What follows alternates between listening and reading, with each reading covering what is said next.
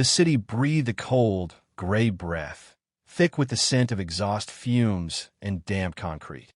Alara pulled her threadbare shawl tighter around Finn, tucking his small head beneath her chin. His breathing was shallow, a tiny, fragile puff of warmth against her neck. The doorway they had claimed for the night offered little protection from the biting wind that whipped through the alley, carrying with it scraps of discarded paper and the distant wail of a siren, the city's lullaby. She shifted on the cold ground, every bone aching, every muscle protesting the ceaseless demand of survival. This was her life now, a life lived on the edges, a constant, desperate search for warmth, safety, and the next meager meal.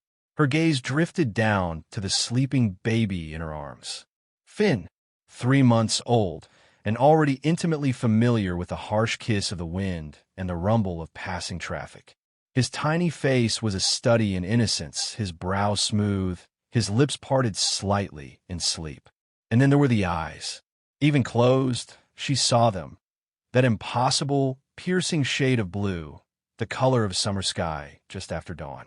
His eyes. Caspian's eyes, a cruel, constant reminder of the man who had put them here.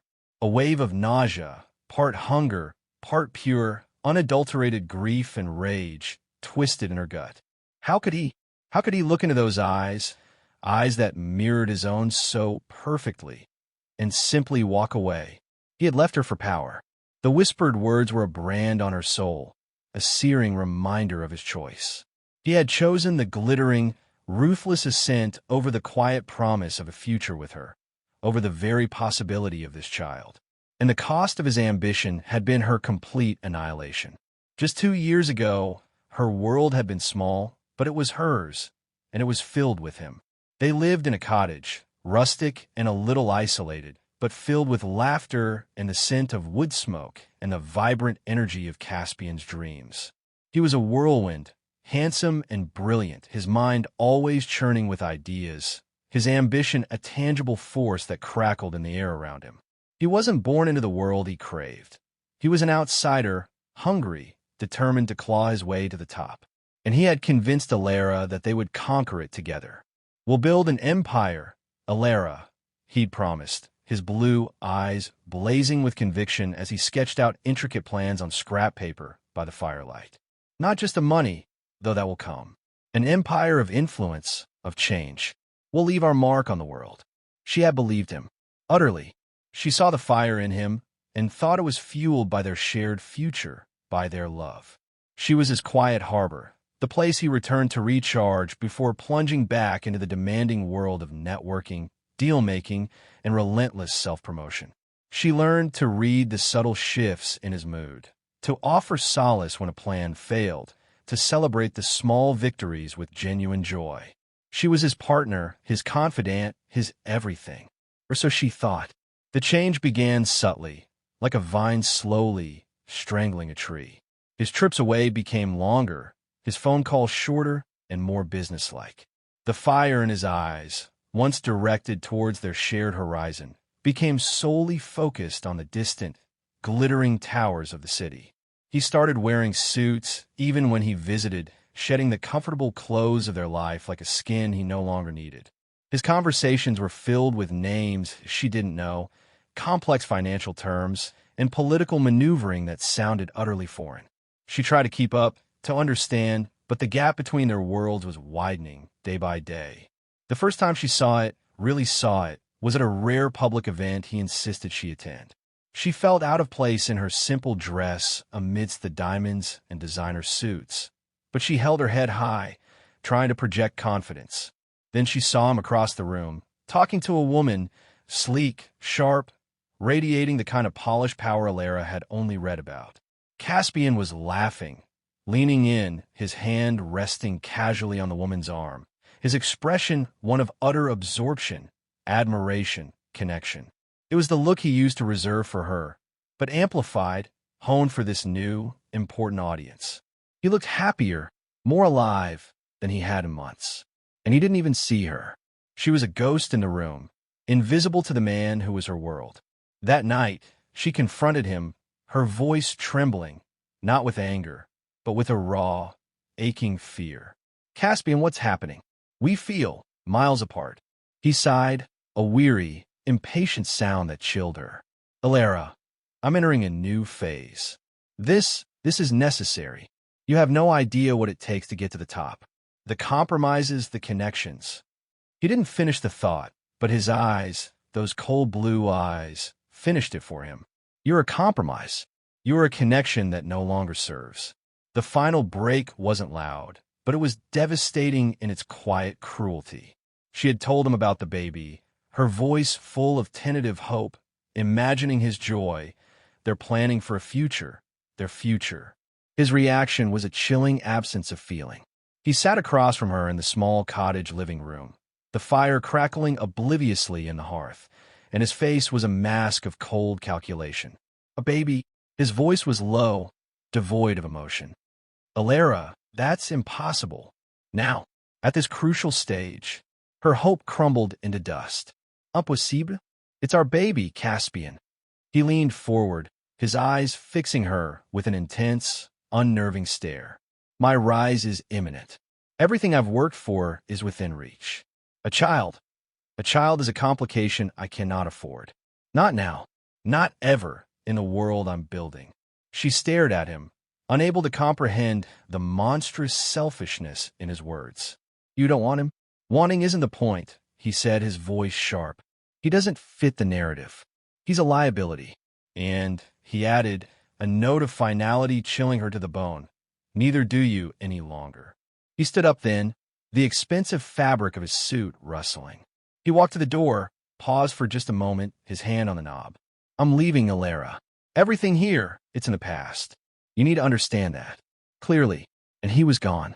The silence he left behind was absolute, broken only by the distant chirping of crickets and the roar of blood in her ears. She didn't cry then. The shock was too profound. It was only later, when the cold reality began to set in, that the tears came, a torrent of grief, betrayal, and a crushing, terrifying loneliness. Her descent was swift, brutal, and she now suspected deliberate. Caspian didn't just leave. He severed every tie that could potentially connect him back to her. The cottage wasn't hers. Her landlord suddenly became aggressively insistent on outstanding, questionable fees, backed by legal threats she had no means to fight. It was clear someone powerful was pulling strings. Her attempts to find work, even menial jobs, were met with polite but firm rejections. It was as if a silent, invisible wall had been built around her, pushing her out of the system, out of sight. She burned through the tiny amount of savings she had, selling precious few belongings piece by piece. With no family to turn to, no support system left, and a rapidly growing belly, the streets became the only place left for her. Now, wrapped in the cold reality of the alley, the memory was a sharp shard in her heart. He was living a life of power and privilege, while she was fighting for scraps, sheltering his son from the rain in doorways. The injustice of it burned hotter than the cold. Finn stirred again, whimpering softly. Alara gently rocked him, murmuring reassurances she barely felt herself. He needed her. He was innocent in all of this, a tiny life brought into a world that his own father had made hostile. Looking at his face, at those impossibly blue eyes that were so much like Caspian's, a new feeling began to stir beneath the layers of despair and fear. It wasn't just pain anymore. It was a hardening, a resolve. Those eyes weren't just a reminder of what she had lost. They were a symbol of what he had abandoned, a truth he had tried to erase.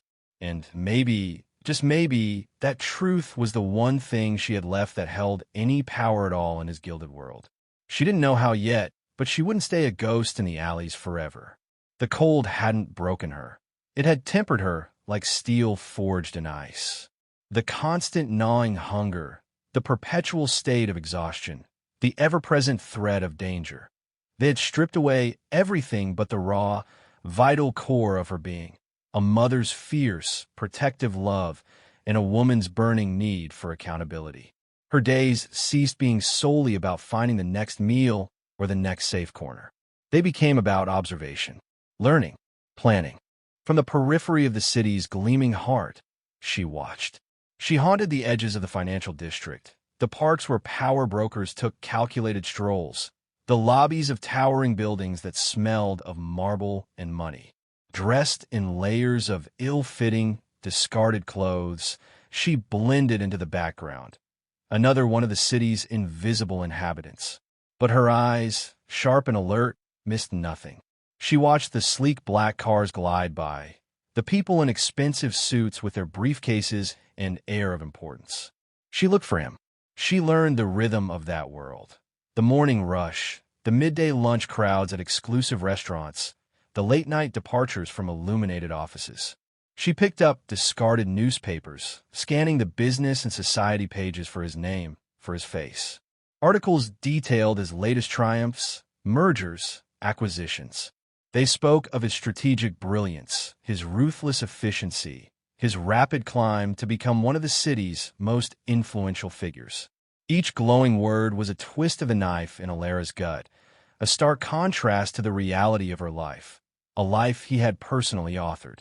The power he had gained wasn't abstract. It had a name, a face, and a tangible presence in the city's architecture and its economy. He was building his empire, just as he'd promised. But the foundation, she knew, was built on lies and discarded lives. Gathering information was a slow, dangerous process. She learned to listen, to snippets of conversations overheard on park benches or drifting from open-air cafes. She learned to read body language, to sense tension, to identify who held power and who merely served it. Sometimes she would find discarded documents, reports, even invitations to events, glimpses into a world so far removed from hers it felt like another planet. These scraps of information were like breadcrumbs, tiny pieces that, when put together, began to form a picture of Caspian's world, its vulnerabilities, its routines. Finn was her shadow, strapped to her chest in a makeshift carrier fashioned from blankets and a sturdy scarf. His weight was a constant strain, but his presence was also a shield and a reminder. People were less likely to be overtly hostile to a woman with a baby. But his eyes, those eyes were a constant source of anxiety. As he grew, the resemblance to Caspian became more pronounced, less a fleeting echo and more an undeniable mirror. She lived in fear that someone, anyone, who knew Caspian might look into Finn's eyes and make the connection. There were close calls that stole her breath. One afternoon, lurking near the entrance of a major financial building Caspian frequented, a well-dressed woman paused, her eyes falling on Finn. Alara braced herself, her hand tightening instinctively around her son. The woman smiled, a brief, sad smile, and said softly, "He has beautiful eyes." Just like. She trailed off, her smile fading, a distant, melancholic look in her own eyes, before she turned and hurried inside.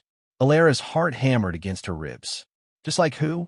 Had she recognized Caspian's eyes in his son's face? Or just the color, sparking a memory of someone else? The uncertainty was terrifying. Another time, trying to find warmth in a train station waiting area. A security guard eyed her and Finn with suspicion. He started to approach, his hand on his radio. Alara melted away, using the flow of commuters as cover, her heart pounding. She couldn't afford to be noticed, questioned, identified. Her invisibility was her only safety. But the risks sharpened her resolve. Each challenge overcome, each piece of information gathered, fueled the cold fire within her. She wasn't just surviving anymore. She was on a mission. Her plan was still nebulous, the how-to a daunting puzzle. But the why was crystal clear. Caspian needed to face the consequence of his ambition. He needed to see the life he had destroyed, embodied in the innocent eyes of the son he had abandoned. She began to focus her observations. Caspian's patterns. Where he went, when, with whom. She noticed he often had a late-night meeting at a specific, discreet restaurant downtown on Thursdays. She saw the same driver, the same car. A routine. Routines created opportunities. The city lights, once a mocking display of the world she was excluded from, now seemed to illuminate a path. A dangerous path, fraught with peril and uncertainty, but a path nonetheless. She was no longer just the victim of his ascent. She was becoming a force, however small, moving towards the summit where he resided. The cold of the streets was still her reality, but the fire in her heart was growing, a silent promise whispered to the child in her arms. They were coming from the shadows to demand what was owed. Her target solidified, the discreet restaurant downtown on Thursdays. It was called the Gilded Cage, she'd learned from a discarded business journal. Apartment. A cage for those trapped by their own wealth and ambition. It wasn't his office, a fortress of security, but a place where he might be slightly more relaxed, slightly less guarded. Getting inside was impossible, but perhaps getting close, making a statement, forcing him to see them. That was the goal now. It wasn't about rejoining his world. It was about disrupting it, leaving a mark as indelible as the one he had left on her life. Planning for a Thursday operation required weeks of careful observation. She studied the restaurant's schedule, when deliveries arrived, when staff took breaks, the layout of the street, the blind spots from security cameras she tried to identify. She needed to be there in the evening, the coldest time, when Finn would be asleep but still vulnerable. She needed to look less like a homeless woman, more like someone who might, fleetingly, belong on the edges of this neighborhood. Scrounging better clothing became a priority. A cleaner coat, dark trousers, sturdy shoes, all pieced together from clothing donation bins and the slightly less sorted corners of dumpsters in wealthier areas. It was a grim parody of getting ready for a night out. The Thursday arrived, gray and biting. Alara spent the day finding a relatively safe, sheltered spot a few blocks from the target area, trying to conserve energy. She fed Finn the best she could, rationing their meager supplies. As dusk settled, she began her approach. The transformation was minimal, but significant enough to alter how people perceived her, if only for a moment. She still carried the scent of the street, the weariness in her bones, but the slightly better clothes gave her a sliver of camouflage. Finn was bundled tight, hopefully quiet. The restaurant area was a stark contrast to the alleys. Warm light spilled from windows, the air smelled of expensive food and perfume, and the sounds were hushed laughter and the low rumble of powerful engines.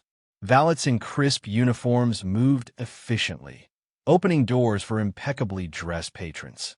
Alara felt a prickle of the old shame, the feeling of being an outsider amplified in this environment. But the burning resolve kept it in check. This wasn't about her shame. It was about his consequence. She found a vantage point across the street, tucked into the shadow of a large planter box outside a closed boutique. It offered a view of the restaurant's entrance and the street where cars pulled up. The cold was intense, seeping through her layers despite the better clothing. Finn stirred, a soft whimper, and she immediately nursed him, shielding them both further with her shawl. His eyes fluttered open for a moment, those startling blue orbs, blinking up at the unfamiliar, bright lights across the street. Alara held his gaze, a silent conversation passing between them. This is him, little one. This is his world. Hours crawled by. The cold became unbearable, a physical pain that surpassed hunger. Doubt began to creep in, a cold whisper in her mind. What was she doing? Was this madness? Risking Finn's safety for what? Revenge? Recognition? Would Caspian even care? He had discarded them so easily. Then, a sleek black car pulled up to the valet stand. Alara tensed, her heart rate accelerating. The driver, yes, the one she'd seen before. And from the back seat, stepping out with an air of effortless authority, was Caspian. He looked different, older perhaps, sharper. The power he craved clung to him like a second skin, radiating from his confident stride. The way he interacted with the valet, the quick, decisive nod he gave as he entered the restaurant. He wasn't the young man who had sketched dreams by the fire. He was the finished product of his ambition, polished, formidable, utterly detached from the life he had left behind. He paused just before the door, saying something to the person with him, a stern-looking older man in an expensive overcoat. For a fleeting second, Caspian turned his head slightly, his gaze sweeping across the street, perhaps idly, perhaps with a practiced, subconscious assessment of his surroundings. For one heart-stopping instant, Alara felt those blue eyes, the same color as her son's, sweep over their hiding spot. She froze, holding Finn tight, her breath caught in her throat. Had he seen her? Was there a flicker of recognition? Or was she just another shadow in the city's night? The moment passed. His gaze moved on, empty of recognition, focusing back on his companion as they entered the warm glow of the gilded cage. He hadn't seen them. Or if he had, he hadn't registered them. They were still invisible, discarded. A wave of icy despair washed over Alara, colder than the wind. It was foolish, hopeless. He was too far away, too protected by his wealth and power. She was just a woman on the street with a baby, clinging to a desperate, futile quest for acknowledgement from a man who had erased her existence. Tears, hot and stinging, welled in her eyes, quickly chilled by the air. She buried her face in Finn's soft hair, muffling a sob. What now? Go back to the alleys? To the endless cycle of survival? The fire that had burned so brightly felt reduced to embers, threatened with extinction by the overwhelming reality of his indifference. Just as despair threatened to consume her, Finn stirred in her arms. He wasn't whimpering this time. He was looking up at her, his small hand reaching out to touch her tear-streaked face. And his eyes, those deep, incredible blue eyes, so like his father's, were filled not with sorrow, but with a simple, trusting gaze. They held a clear, unwavering light in the harsh darkness of the alley. In that moment, looking into those eyes, Alara felt the embers within her ignite again, not into a raging fire of revenge, but into a steady, determined flame. This wasn't just about hurting Caspian or even getting an apology. It was about her son. It was about ensuring that this innocent life, this product of a love he had discarded, would not remain a shadow. He might have erased her, but he couldn't erase Finn. Not if she fought. The despair receded, replaced by a cold, clear resolve. Seeing him, seeing his world up close, had been a shock, a painful confirmation of her loss. But it had also been a lesson. She couldn't confront him head-on, not yet. She needed a different approach. More subtle, more strategic. Her plan wasn't about breaking into his gilded cage. It was about finding a way to force him to look out, to acknowledge, to see. And she would use the one thing that undeniably linked them, the one thing he had tried to pretend didn't exist, his son, with his eyes. The cold still bit, but Alara felt a different kind of strength settling in her bones. She had come to the edge of his world tonight and hadn't been seen. That was fine. For now. She would continue to watch, to learn, to find the weakness in his fortress of power. She had nothing left to lose but her son, and that meant she had everything to fight for. She turned away from the warm glow of the gilded cage, melting back into the city's shadows, not defeated, but regrouping. Her resolve hardened, carrying the most potent weapon she possessed. His eyes, looking out at a world he thought he controlled, in the face of a child he had tried to forget. The incident at the gilded cage sharpened Alara's focus. Direct visibility wasn't the way, not yet. It was too risky, too dependent on chance. She needed leverage, something tangible that would force Caspian to acknowledge them, something that mattered in his world of power and reputation. Information. Secrets. Every powerful person had them. She shifted her strategy from simple observation to active investigation, using the tools the streets had taught her. Invisibility, listening, patience, and an uncanny ability to sift through the city's discarded detritus for clues. She started targeting areas less guarded than executive lobbies, but still frequented by people in Caspian's circle. Cafes popular for informal business meetings, the smoking areas outside office buildings, the vicinity of his known associates' residences. She wasn't looking for Caspian himself as much as for information about him, about his operations, about potential vulnerabilities. Finn, growing heavier but also more alert, was both her greatest challenge and her silent partner. He was now 6 months old, his small body becoming more active, his babbling a sweet, dangerous sound in quiet spaces. His blue eyes were startlingly intelligent, tracking movement, focusing on faces. Alara kept him bundled close, his face often hidden against her shoulder when they were in riskier areas, but sometimes allowing him to look out felt important, a way of him silently witnessing the world his father ruled. She spent weeks near a cafe where junior partners from Caspian's firm were known to congregate. She'd sit on a cold public bench across the street, pretending to rest, while her ears strained to catch snippets of conversation drifting out when the door opened. It was mind-numbingly boring work, punctuated by moments of intense focus when a name or a relevant topic was mentioned. Most of it was meaningless jargon, but slowly, agonizingly, a picture began to form. She heard about deals, about internal politics, about pressure from competitors. And she heard, occasionally, veiled references to Caspian, his demanding nature, his absolute control, the fear he inspired. One damp afternoon, huddled under an awning during a sudden downpour, she overheard two young men complaining about their boss. "He's completely focused on the Atherton merger," one grumbled. "Barely sleeps. Says this is the last hurdle before. You know? Total dominance." The other side, "Yeah, and breathing down our necks about that loose end from the countryside. Says it needs to be handled quietly and permanently before the merger closes." Alara froze, rain dripping onto her face unnoticed. Loose end? From the countryside? A cold dread, sharp and piercing, shot through her. Was he talking about her? About Finn?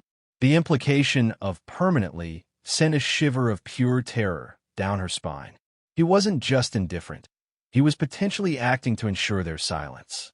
This wasn't just about disrupting his life anymore. It was about survival. The fear, however, quickly transmuted into a harder, colder resolve. He wanted them gone? He saw them as a threat? Good. That meant they were a threat. It meant Finn's existence, his very being, held power she hadn't fully understood. He wasn't just a ghost of the past. He was a potential bomb in Caspian's carefully constructed present. Her focus narrowed. The Atherton merger. This was clearly critical to Caspian's total dominance, and the loose end needed to be handled before it closed. This gave her a time frame, a deadline. It also suggested that information about his past, her past, was a liability he was actively trying to mitigate. She needed proof, tangible evidence of Finn's parentage, something that couldn't be ignored or easily dismissed. A DNA test? Impossible on the streets. But were there records? Old photographs? Letters? Something that explicitly linked Caspian to her and dated back to before he disappeared? She started searching in different places. Public libraries, pretending to use the computers, quickly searching digitized old local newspapers from their cottage area. Community centers, even the less scrutinized parts of the city archives, though access there was nearly impossible without identification. She learned to navigate the city's less official networks. Other homeless people shared information, often for a price or a favor. Where to find discarded electronics that might still work, how to access old public records through obscure channels, who might know something about the city's powerful players from the underside. One contact, an old man named Silas who had once been a journalist before losing everything, became an unlikely source. He recognized the fire in Illyra's eyes, the quiet desperation. He didn't have much, but he had fragments of knowledge, old contacts, and a cynical understanding of how the city's elite operated. He warned her about Caspian. Ruthless, Silas rasped, his voice like dry leaves. Came out of nowhere, clawed his way up. Step on anyone who got in his way. They say he has eyes everywhere. Silas confirmed the rumors about Caspian wanting his past erased. Wouldn't surprise me if he's got people looking for you. Quietly, of course. His kind don't like mess. The knowledge that she might be hunted added another layer of tension to her life. Every stranger felt like a potential threat. She changed her routines, moved between different areas of the city more frequently, always watchful, always ready to disappear into the crowd or the nearest alley. Finn's safety became an even more pressing moment-to-moment concern. She taught herself to read subtle signs of surveillance, a car that seemed to pass by too often, a person who appeared in her vicinity multiple times. Finding proof was agonizingly slow. The digital trail was sparse from their secluded life. Physical records were scattered or destroyed. Her hope dwindled with each dead end. Then, a stroke of desperate luck. Near a demolition site of an old building that had housed small businesses and apartments years ago, Alara found a pile of discarded items in a skip. Old furniture, boxes of junk. Digging through it, more out of habit than hope, she found a damp, mildewed box. Inside, among old papers and defunct electronics, was a small, wooden photo box. Miraculously, some of the photos were salvageable, protected by being stacked together. Photos of her, of Caspian, together. Dates scribbled on the back of some confirmed the timeline. And then a picture that made her heart stop. A photo of her and Caspian standing outside the cottage, both smiling, Alara clearly pregnant, his arm around her, his hand resting gently on her belly. Written on the back in Caspian's familiar hand. Future. It wasn't a birth certificate. It wasn't a DNA test. But it was powerful. A clear visual record of their relationship, of her pregnancy, dated by the development of the photo or the handwriting style. Silas could help with dating the photo itself more precisely, she hoped. And that single word, future, it was proof of his acknowledgement, his anticipation, before he had decided that future was inconvenient. Clutched in her hand, the damp photograph felt like a fragile key. It was a tangible piece of the past that connected him irrevocably to the life he had tried to bury. It wouldn't fit in his narrative of a solitary, self-made rise. It was a mess, a loose end, and she had it. The sense of triumph was brief, quickly overshadowed by the immense danger this proof represented.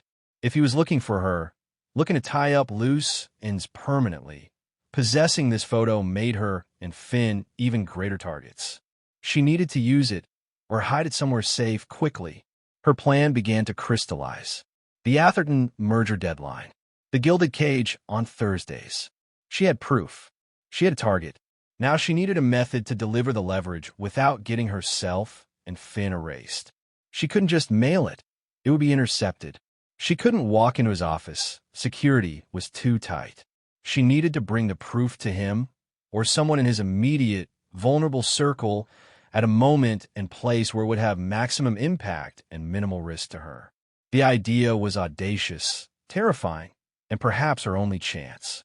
It involved the restaurant, the routine, and using the proof she held, along with the undeniable presence of Finn with those eyes. It was time to move from the shadows, not into the light, but into the very edge of his spotlight, just long enough to be seen. Silas, despite his frailty, proved invaluable. He authenticated the photo's age, recognizing the paper type and the style common years ago. More importantly, he helped her refine her plan, seeing the angles only an old journalist cynical about power could spot. "You don't go to the king with proof like this," he'd rasped, examining the photo with rheumy eyes. "He'll just crush you. You go to the people who can hurt him, his rivals, or the people who own the narrative he's trying to sell." The Atherton merger wasn't just a business deal. It was a high-profile event covered by major news outlets. Caspian was positioning it as his crowning achievement, proof of his Midas touch. The merger needed his reputation to be spotless. A scandal, a hidden child, a heartless abandonment, proof he'd lied about his past, could derail everything. The key wasn't Caspian himself, but the people who were invested in the merger, the shareholders, the media, perhaps even the Atherton family themselves, who surely did their due diligence on their partners. They were the ones who would care if Caspian's perfect facade cracked. The plan became a desperate gamble, refined with Silas's quiet guidance. It would happen on the day the final merger agreement was scheduled to be signed, a public event, likely with press present, a moment when Caspian would be at his most visible, his most vulnerable, and with the most to lose. The location wasn't the gilded cage, but a grand hotel ballroom, a temporary fortress, but one she could potentially infiltrate the periphery of. Weeks turned into months. Finn learned to crawl, to pull himself up, his laughter a bright, fragile sound that filled Alara with both joy and dread. Keeping him safe became harder as he became more mobile. The constant moving, the poor nutrition, the stress, it took its toll on both of them. Finn had coughs that racked his small body, fevers that terrified her. There were nights she sat in freezing parks, holding him tight, weeping silently, convinced she was failing him, that this quest for justice was costing him his health, maybe his life. Doubt was a constant, gnawing companion. Was she doing this for him, or for her own wounded pride? Silas, in his own way, offered quiet encouragement, sharing what little food he had, reminding her of the stakes. He discarded you, child, made you invisible. Don't let him make his son invisible too. The day of the Atherton merger signing approached like a storm front. Alara's nerves were frayed, stretched thin by anticipation and fear. She had the photo, carefully wrapped in plastic to protect it. She had a rudimentary plan of approach for the hotel, learned from observing deliveries and staff entrances. Her goal wasn't to get into the ballroom itself, but to intercept someone important just outside, a key journalist, a high-ranking Atherton executive, anyone who would understand the significance of the proof she held and have the means to act on it. Getting Finn ready was heartbreaking.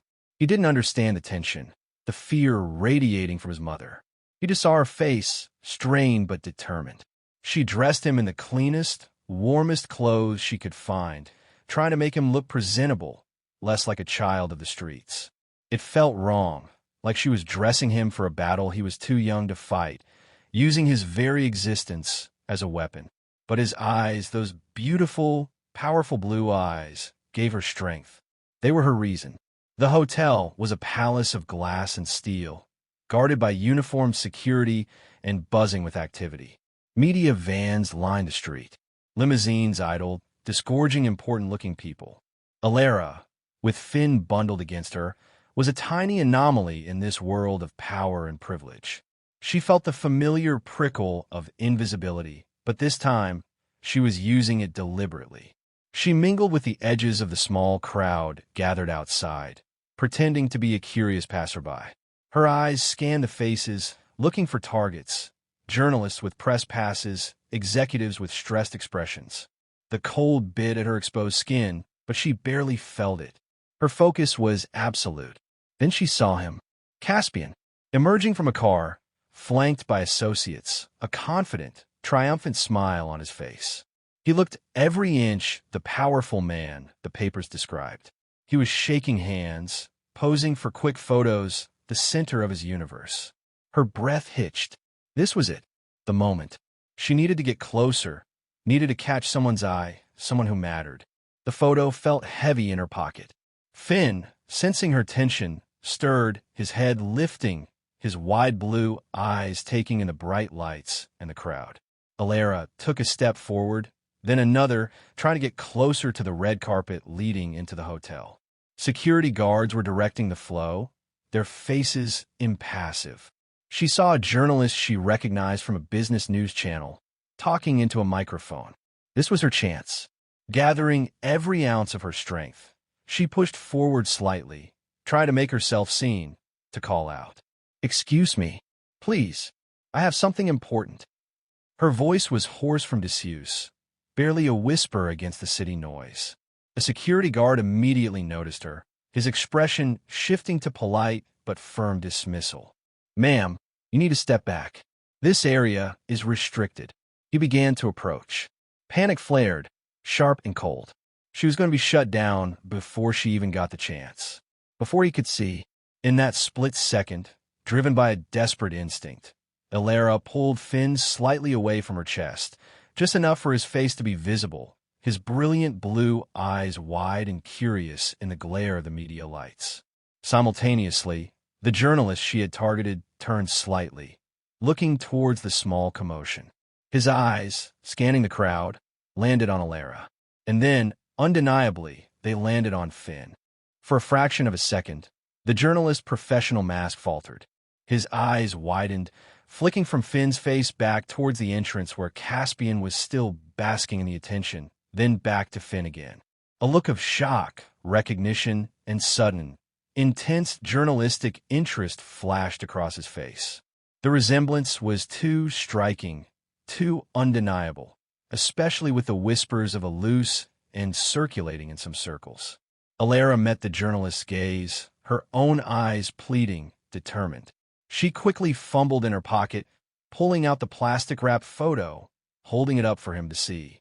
It was hard to make out clearly from a distance, but the shape, the faces, the implied context were enough.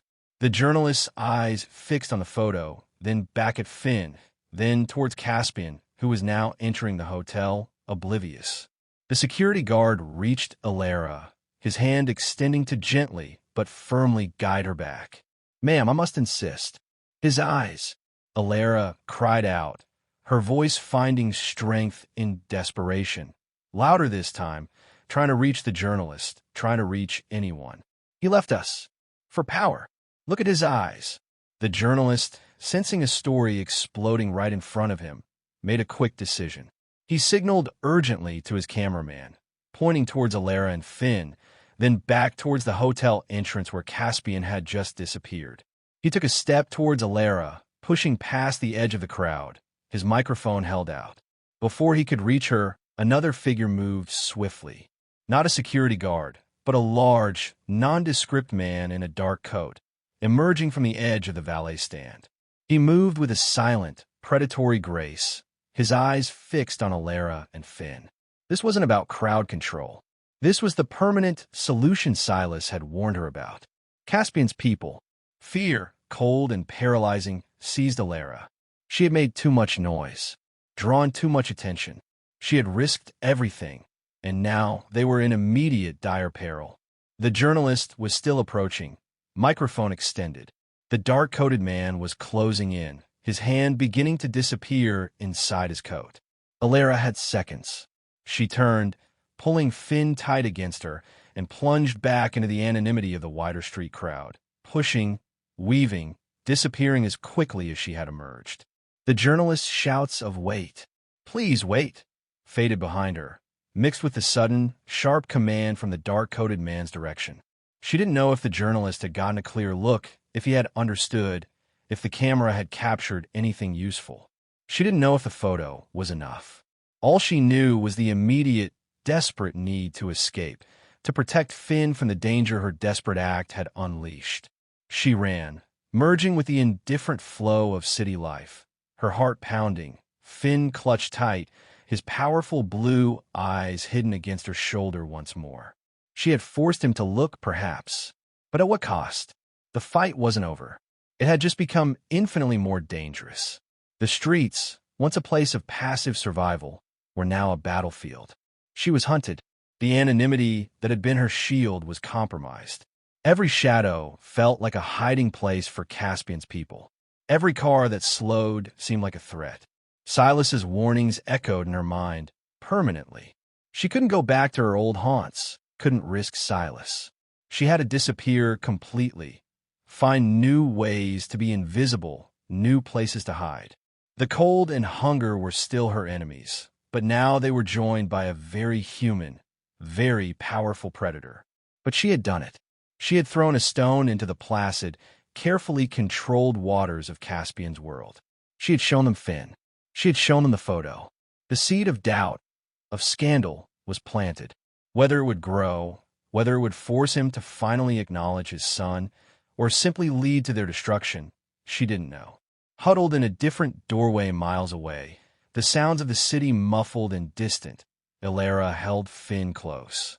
He was awake now, looking up at her with those familiar, unsettlingly beautiful blue eyes, a question in their depths she couldn't answer. His small hand reached up, his fingers tracing the outline of her face, a gesture of pure, unconditional love. Looking into his eyes, the eyes of the man who had traded them for power, Alara felt a weary but unbreakable resolve settle over her. She had started this fight for him. She would finish it for him.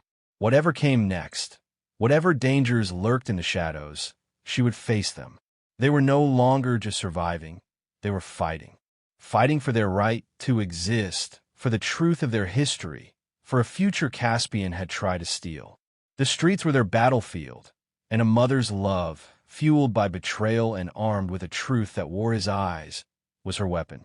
The gilded cage might be impenetrable, but the ripples from her stone were spreading, and she would ensure they reached the man inside. The true fight, she knew, was just beginning. Thank you for listening. Don't forget to subscribe to the channel for more thrilling stories like this.